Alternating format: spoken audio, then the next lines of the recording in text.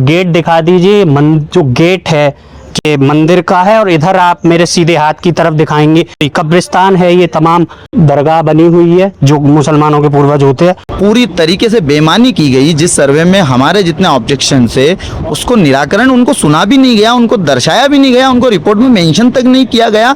आपने पूरी मस्जिद को चारों तरफ से खोद दिया।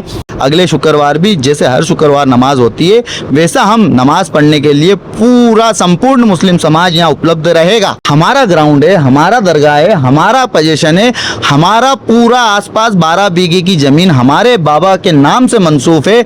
हम लोग यहाँ चाहे जब तक इबादत कर सकते हैं। इस टाइम हमारी मौजूदगी धार के भोजशाला मंदिर में। ये आप गेट दिखा दीजिए। जो गेट है कि मंदिर का है, और इधर आप मेरे सीधे हाथ की तरफ दिखाएंगे कब्रिस्तान है। ये तमाम जो मुसलमानों के जो पूर्वज होते हैं, आप एक बार दिखा दीजिए।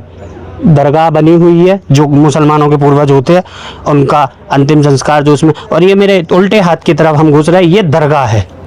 दरगाह में हम चलते हैं, तमाम लोग हैं मुस्लिम समुदाय के, उनसे बात करेंगे कि कल जो फैसला आया उस फैसले को कैसे देखते हैं, क्या कहेंगे, किस तरीके से फैसले को देखते हैं।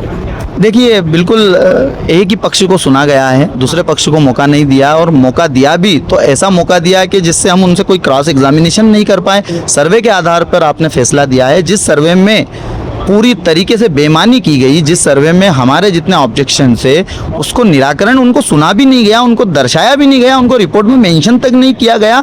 आपने पूरी मस्जिद को चारों तरफ से खोद दिया, जबकि सुप्रीम कोर्ट से हम ऑर्डर लाए थे कि नो फिजिकल एक्सिबिशन। हमने उसके ऊपर कंटेम्प्ट भी लगाई थी, लेकिन चूंकि कोर्ट तो कोर्ट है, अब कोर्ट का जो आदेश था वो मान्य होकर के सुप्रीम कोर्ट से वो खारिज करके हाई कोर्ट में ले आए मसले को, और हाई कोर्ट में भी एक तरफा फैसला ये सुना दिया गया पिटिशनरों द्वारा। हाई कोर्ट को ये मिसगाइड किया गया कि यहाँ पर किसी तरह का सन 1100 ईस्वी में मंदिर था, उसको मुस्लिम रूलरों ने आकर तोड़ा और यहाँ मस्जिद निर्माण कर दी, जबकि एक भी एविडेंशियल प्रूफ वो नहीं दे पाए कोर्ट में कि जिससे ये प्रूफ हो कि यहाँ कभी कोई सदी में या कोई शताब्दी में मंदिर रहा हो। एक भी एविडेंस प्रूफ नहीं दिया है। उसके उपरांत हम लोगों द्वारा इतने सारे प्रूफ दिए हैं कि ये मस्जिद है, ये 1300 ईस्वी में मस्जिद बनाई गई, और ये खाली ज़मीन पर ही मस्जिद बनाई गई। अगर उन लोगों ने कोई स्ट्रक्चर को चेक करने की नीति अपनाई होती तो सर्वे में मैं खुद उपलब्ध था, मैं खुद मौजूद था मुस्लिम पक्ष होने के नाते, लेकिन ना तो उन्होंने कार्बन डेंटिंग किए, ना कोई ऐसी चीज़ की है यहाँ के जिससे ये साबित हो कि ये दीवार कितने वर्ष पुरानी है, या ये पत्थर कितने वर्ष पुराना है, या ये इस पर जो खुदा हुआ है कलमा या जो भी इंस्क्रिप्शन ये कितना पुराना है, ये यहाँ का है कि भी नहीं है, ये भी जानने की कोशिश पुरातत्व विभाग ने नहीं की। सरासर रिपोर्ट को झूठी बनाया गया और कोर्ट के सामने रखा गया, और कोर्ट को गुमराह करते हुए कल का ऑर्डर पास कराया गया। एएसआई ने जो रिपोर्ट पेश करी है, तो क्या एएसआई ने केवल मंदिर में आके सर्वे किया? जो आप दरगाह में हम खड़े हैं, दरगाह में आकर मस्जिद में आके कोई सर्वे नहीं किया? देखिए, मस्जिद तो वही है जी, शुरू से मौला कमाल मस्जिद के नाम से मंसूफ है। मंदिर शब्द तो ये कल के ऑर्डर के बाद उस पर लगा है। प्लस दरगाह में भी सर्वे किया उन्होंने, बाहर के 50 मीटर के दायरे में सब जगह सर्वे किया, लेकिन कहीं से भी कुछ भी नहीं मिला है उन्हें। सिर्फ आखिरी में 79वें दिन उन्होंने मस्जिद के अंदर एक चढ़ाव के नीचे साउथ वेस्टर्न दिशा में एक कमरा है जो सन 97 तक हम लोगों के पोजीशन में था, जिसमें हम नमाज पढ़ने की नमाजें, हमारे कुरान शरीफ, किताबें वगैरह सब रखते थे। उस कमरे का पोजीशन हमसे सन 97 में तत्कालीन कलेक्टर सुब्रमण्यम जी ने हमसे लिया था। उसका बाकायदा पंचनामा बनाया गया था, पूरे कमरे की फोटोग्राफी वीडियोग्राफी हुई थी।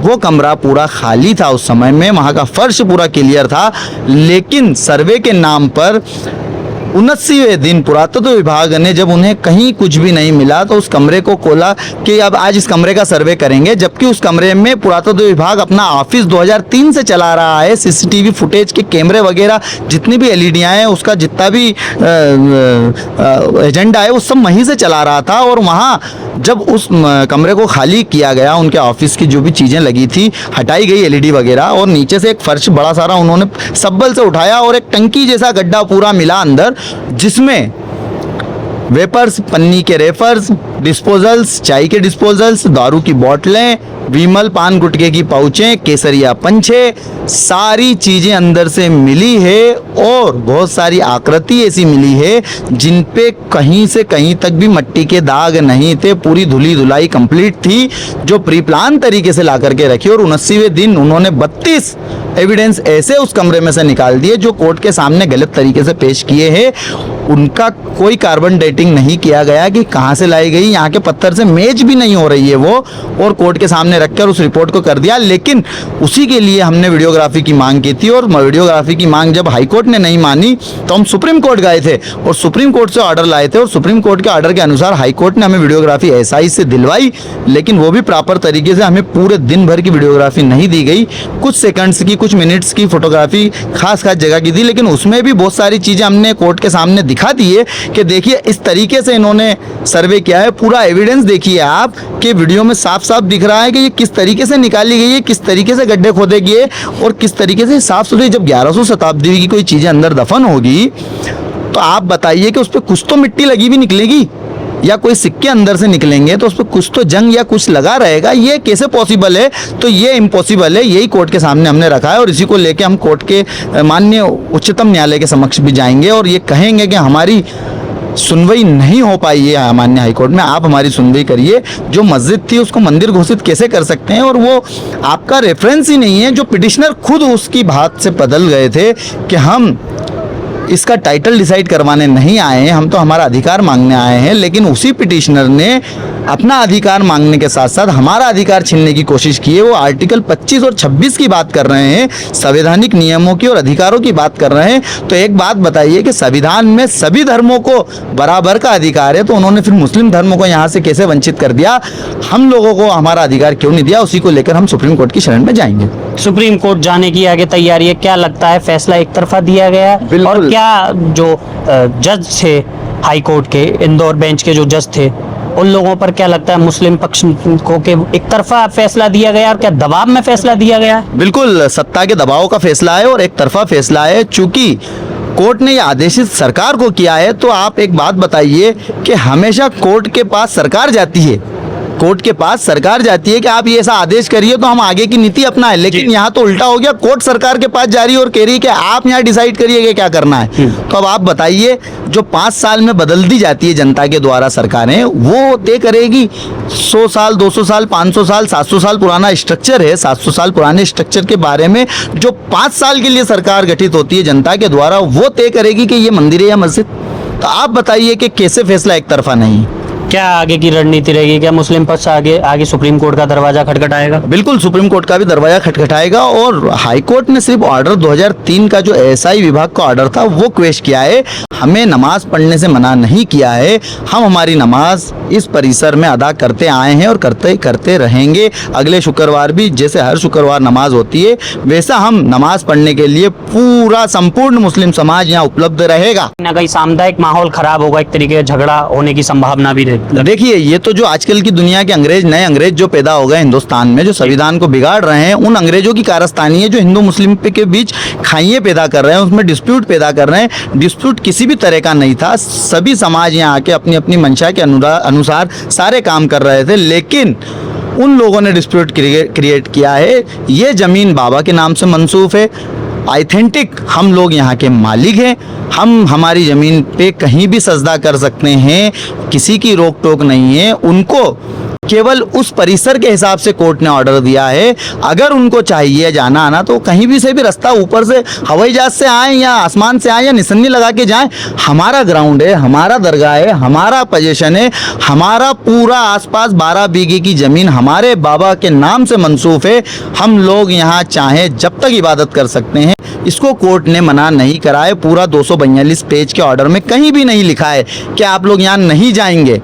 लेकिन कोर्ट ने तो मध्य प्रदेश सरकार को ये भी आदेश किया है कि मुस्लिम समाज को धार में जगह प्रदान कर दी जाए और वहाँ वो अपनी जो मस्जिद है वहाँ बनाएंगे, अपनी पूजा और इबादत का जो काम है जो नमाज होती है वो नमाज अपनी मुस्लिम समुदाय का लोग अलग पढ़े। देखिए कोर्ट ने कह दिया है, लेकिन मुस्लिम समाज अपने आप पे पूरे भरोसेमंद है, यकीन है। और मुस्लिम समाज के बाद अल्लाह का लाख लाख शुक्र एहसान है, अल्लाह ने बहुत ज़मीन दी है, बहुत इबादत गाहें दी है। हम हमारी इबादत गाहें बचाना भी जानते हैं और लेना भी जानते हैं, और हमारे पास बहुत ज़मीन। हम सरकार से ज़मीन क्यों मांगे?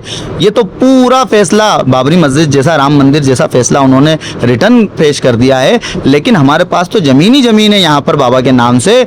बाबा ही हमारे इतनी ज़मीन दे गए हैं कि हम कहीं भी यहाँ नमाज पढ़ सकते हैं, हमें सरकार की मदद की कोई ज़रूरत नहीं है। मस्जिद का स्थान एक बार जो तय हो जाता है वो हमेशा के लिए तय रहता है, और वो स्थान हमेशा के लिए नमाज के लिए मुकर्रर रहता है, उसको कभी बदला नहीं जाता है।